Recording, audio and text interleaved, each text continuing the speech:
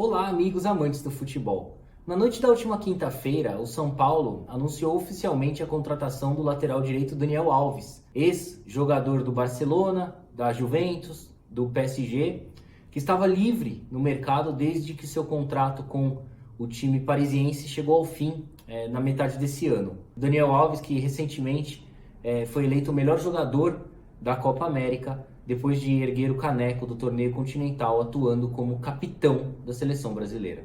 Bom, como não poderia deixar de ser, a chegada do Daniel Alves ao Morumbi causou uma enorme euforia entre os torcedores são paulinos. Afinal, estamos nos referindo aí a um dos melhores laterais direitos do mundo, né? E, aliás, causou bastante estranheza em boa parte da imprensa mundial, eu diria, visto que o Daniel Alves tinha, segundo ele próprio disse, diversas propostas de clubes europeus em mãos e acabou optando aí por transferir-se ao São Paulo. Por quê? O que mais agradou o Daniel foi o fato do São Paulo ter oferecido 3 anos de contrato para ele.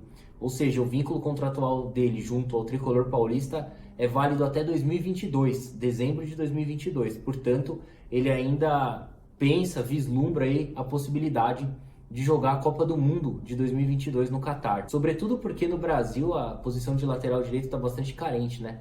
Temos aí o Rafinha, que transferiu também ao Flamengo recentemente, mas também já é um veterano, e o Fagner, que vem sendo convocado constantemente aí pelo treinador Tite como uma opção na reserva. Desse modo, não seria nenhuma loucura imaginar que o Daniel Alves possa vir a ser aí o lateral direito da seleção brasileira na Copa do Mundo de 2022. Bom, e outros fatores também foram determinantes para que o Daniel Alves assinasse esse vínculo contratual aí com o São Paulo. Não apenas a validade do seu contrato aí junto ao clube paulista.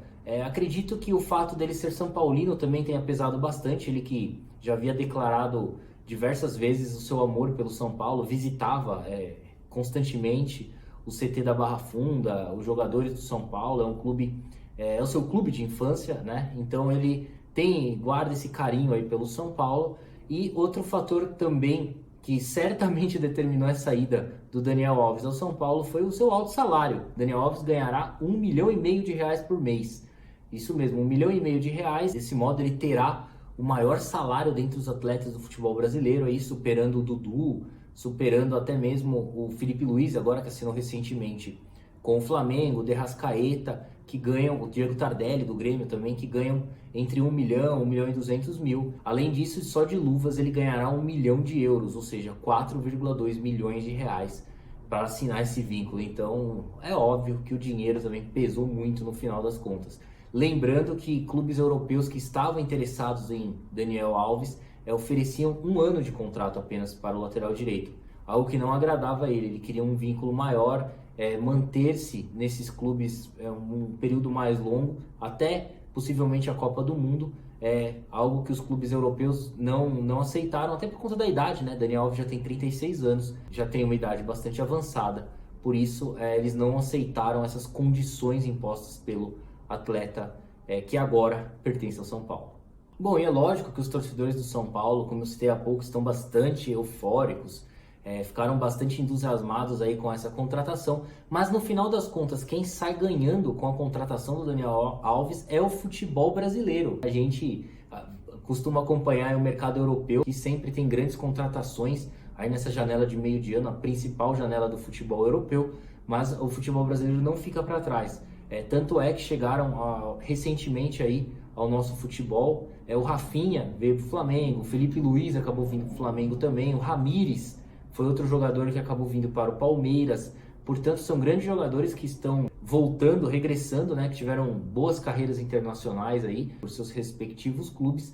Então, quem sai ganhando é o futebol brasileiro. Há um aumento de qualidade por conta desses caras voltando ao futebol. Tudo bem, final de carreira, estão mais velhos, mas acrescentarão muito ainda, né? Ainda podem jogar um bom futebol, tem condições físicas para isso e, consequentemente, fazendo com que nossas competições aqui, o Campeonato Brasileiro, Copa do Brasil, enfim, esses torneios fiquem mais atrativos, com certeza. O Daniel Alves, que é o atleta mais vitorioso do futebol mundial. São 40 títulos erguidos aí pelo Daniel Alves ao longo de sua carreira. Ele que vem para um clube que está passando por um momento bem difícil, né?